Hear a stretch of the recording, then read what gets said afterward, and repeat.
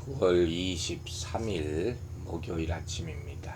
오늘은 잠언 18장 23절부터 24절 말씀 보도록 하겠습니다.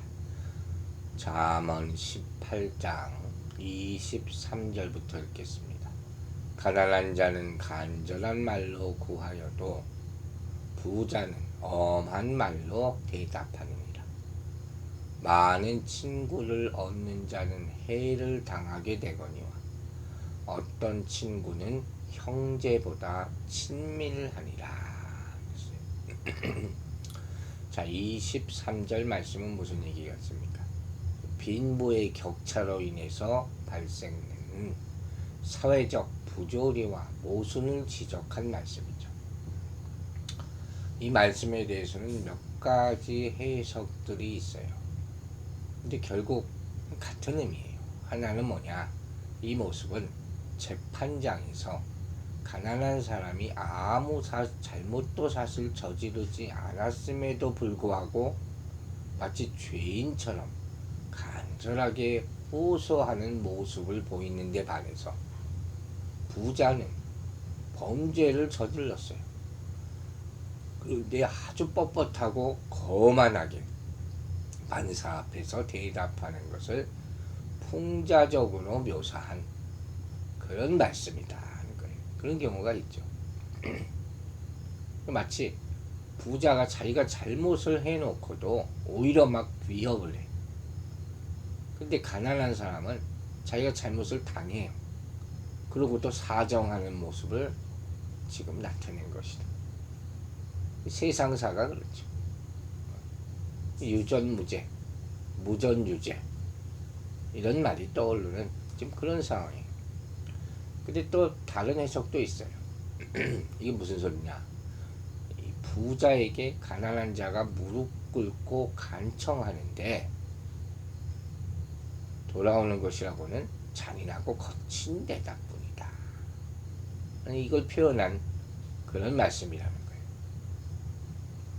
또 어떤 사람은 뭐라 해석하느냐?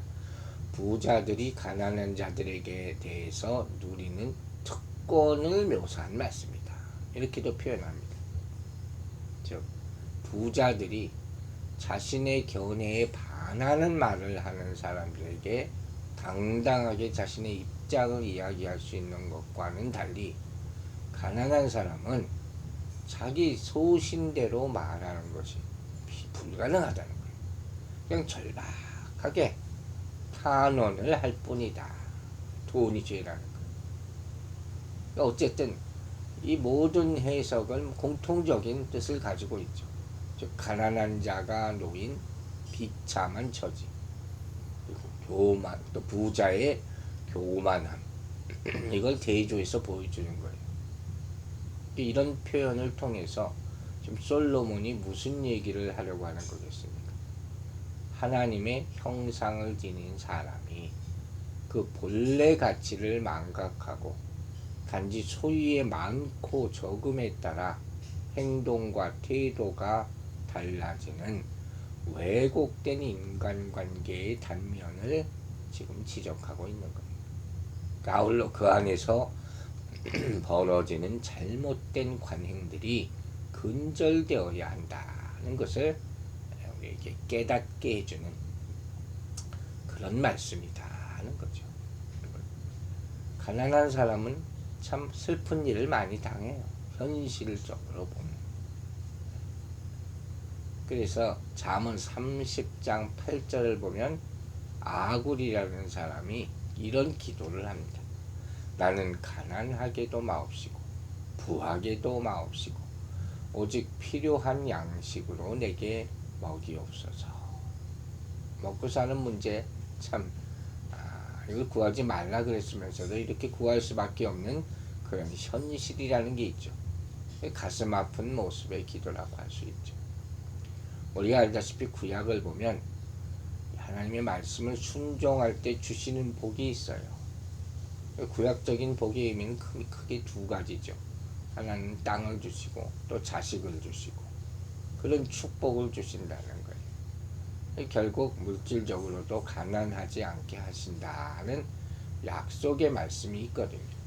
그중 신명기에 보면 신명기 28장 12절에 이런 말씀이 있습니다. 여호와께서 너를 위하여 하늘에 아름다운 보고를 얻사 내 땅에 때를 따라 비를 내리시고 내 손으로 하는 모든 일에 복을 주시리라. 내가 많은 민족에게 꾸어줄지라도 너는 꾸지 아니할 것이요. 이 정도로 복을, 보물 창고를 열어서 주신다. 우리 많은 분들이 아마 좋아할 말씀이에요. 레위기 26장 26절에는 이런 말씀이 있어요. 사람이 하나님의 계명을 순종치 않으면 하나님께서는 그의 의지하는 양식을 끊으실 것이며 먹어도 배부르지 않게 하실 것이지만, 정반대되는 말씀이죠. 이 축복받는 것이 하나님의 말씀을 순종하느냐 불순종하느냐에 따라서 완전히 정반대의 결과를 가져온다 하는 것이죠. 그리고 우리가 잘 아는 마태복음 6장 33절이죠. 먼저 그의 나라와 그의 의를 구하라. 이 순종이죠. 그러면 모든 것을 더하여 주신다는 최종적인 약속이 있다는 것을 우리는 기억해야 할 것입니다. 어쨌든 오늘 이 말씀의 중요한 교훈은 이거예요. 우리가 물질적으로 부하다 했을 때 너그러워야 한다. 베풀 줄을 알아야 한다 하는 것이죠. 잠언 14장 31절에서 이렇게 말했어요. 가난한 사람을 학대하는 자는 그를 지으신 이를 멸시하는 자요. 궁핍한 사람을 불쌍히 여기는 자는 주를 존경하는 자니라. 욥 아시잖아요. 욥은 부자였어요.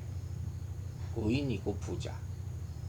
그렇지만 자신의 종들의 사정에 대해서 멸실치 않았고 가난한 자의 소원을 막지 않았고 고아를 기르고 과부를 인도하고 의복 없는 자에게 덮을 것을 주고 또 나그네를 대접했고 자기 집에 머물게 했다. 이 31장을 보면 그런 내용이 쭉 나오지 않았습니다.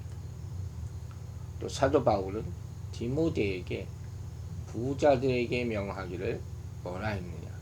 마음을 높이지 말고 정함이 없는 재물에 소망을 두지 말고 오직 그 마음을 하나님께 두고 선한 일을 행하고 선한 사업에 부하고 나눠주기를 좋아하며 동정하는 자가 되게 하라.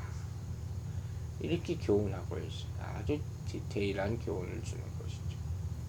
우리가 있다고 뽐낼 게 아니에요. 없다고 슬퍼만 할 게 아니죠. 하나님께 주실, 순종할 때 주실 축복을 믿고 소망하며 베푸는 인생을 살아야 될 줄로 믿습니다. 이제 24절을 보면 뭐라 그랬습니까? 많은 친구를 얻는 자는 해를 당하게 되거니와 어떤 친구는 형제보다 친밀합니다. 자, 이 말씀 뭐겠어요?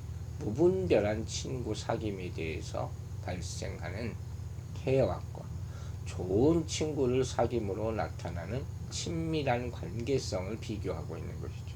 그렇죠? 무분별한 친구 사귐, 해가 되는 사귐이 있다는 거예요. 이걸 경계해서 보다 유익이 되고 아름답고 진실한 사귐을 갖고자 애써야 한다 하는 그런 얘기예요.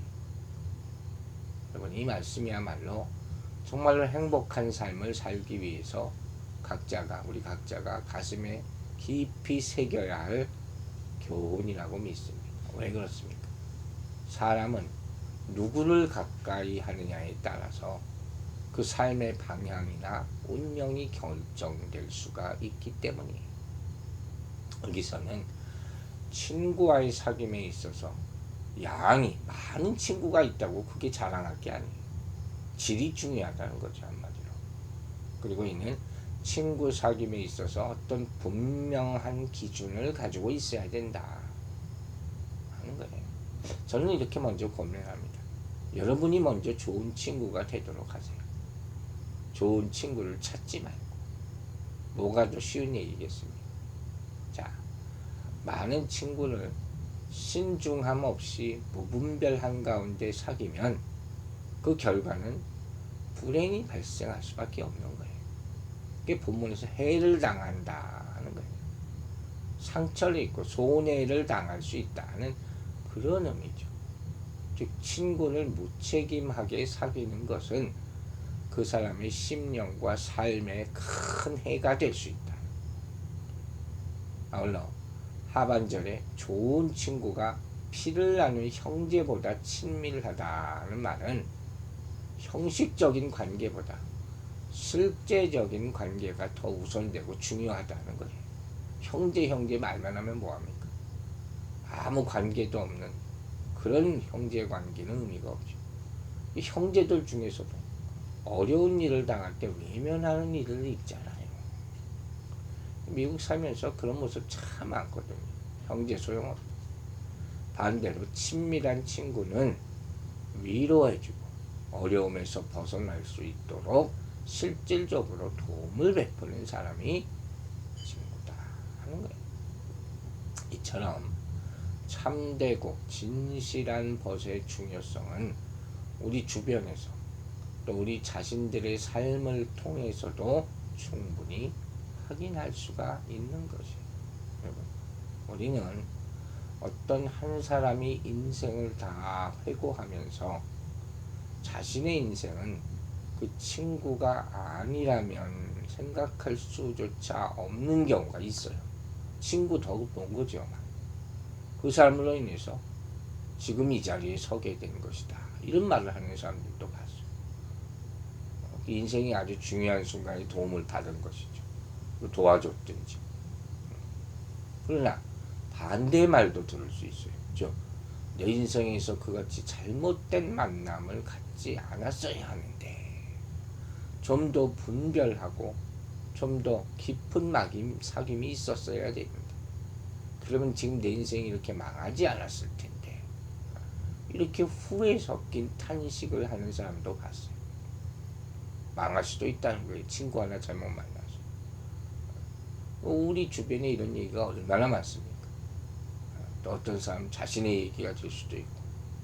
우리들 각각의 인생 가운데 귀하고 소중한 친구, 삶의 보탬이 되고 유익이 되고 내가 잘못될 때 말해주고 바른 말 해주고 어려울 때 진정한 도움이 되는 친구가 있는가 하면 무가치하고 해가 되고 내 잘못만 부추기고 평안하고 번영할 때는 곁에 있다가 어려움에 처할 때는 떠나버리는 모른 체 하는 무시하는 그런 일들도 있다 하는 것이죠.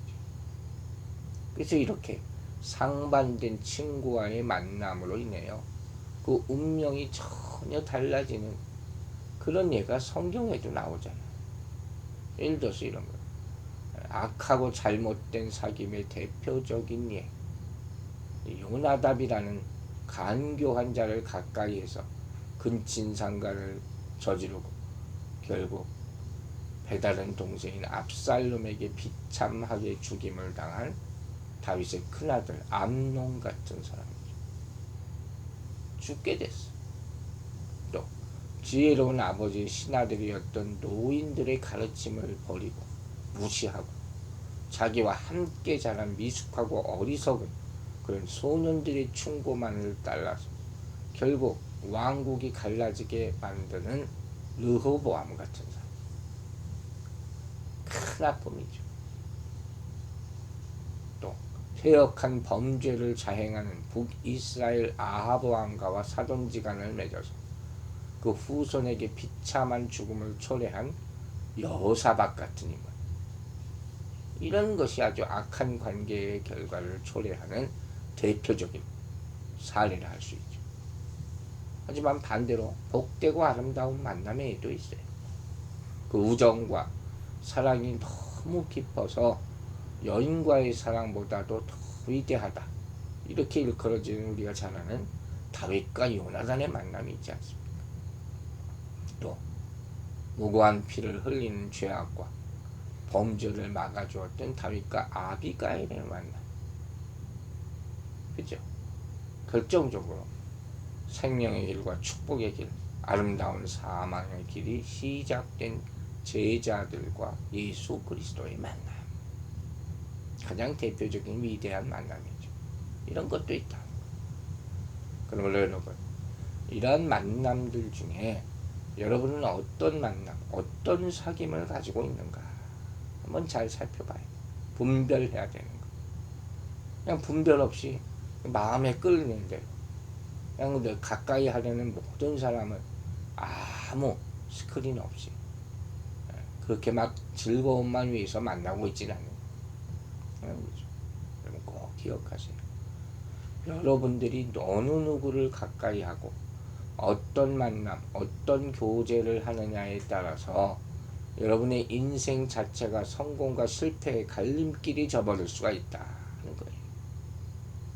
복되고 아름다운 교제, 인생에 유익이 되는 교제를 잘 선별하고 무엇보다도 신앙적으로 덕이 되고 득이 되는 교제를 갖기에 힘쓰시기 바랍니다. 그러면 여러분의 신앙뿐만 아니라 삶도 아름답게 세워질 것으로 믿습니다. 기도하겠습니다. 아버지 하나님, 우리에게 귀한 만남들이 있게 도와주시옵소서. 인생이 만남입니다. 특별히 우리에게는 전도라는 사명이 있기 때문에 그 만남이 중요합니다. 우리가 영향력을 미치게 하여 주시고 우리가 좋은 친구가 되게 하여 주시고 또 악한 마음을 품고 우리에게 다가오는 자들도 세상에 분명히 있습니다. 잘 분별하여 그 사람을 변화시킬 수 있는 그런 선한 말과 행동을 하여 정말 이 세상을 변화시킬 수 있는 그런 역할을 감당하게 도와주시옵소서. 오늘도 주의 선하심이 우리를 둘러싸고 보호하여 지켜주시며 특별히 병성에 누워있는 연약한 자들을 지켜주셔서 하나님의 품으로 인도하여 주시옵소서. 감사드리며 예수 그리스도의 이름으로 기도했습니다. 아멘.